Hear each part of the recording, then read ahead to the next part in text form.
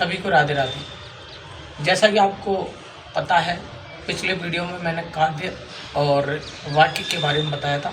अब उसी से आगे अलंकार के कितने भेद होते हैं? तो अलंकार के 3 भेद होते हैं। आरबीएससी 3 भेद मानती है, जबकि सीबीएसई है अलंकार के 2 ही भेद मानती है।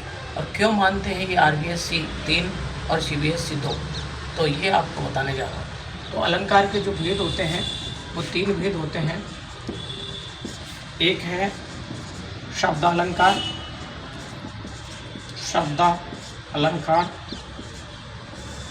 और दूसरा है अर्थालंकार,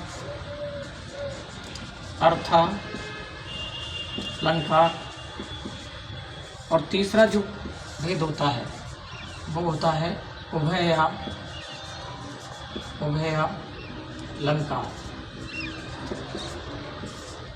अब देखिए कि शब्दालंकार कौन कौन से होते हैं।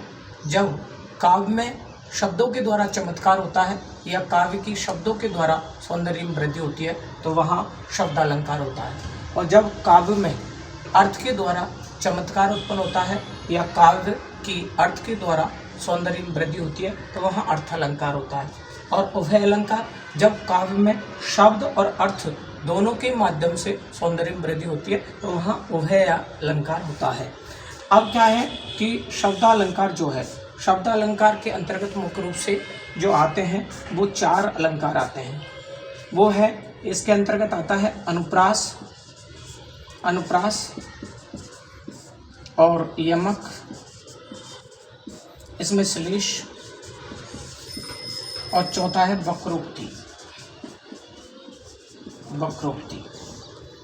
और अर्थालंकार के अंतर्गत जो है उपमा और रूपक,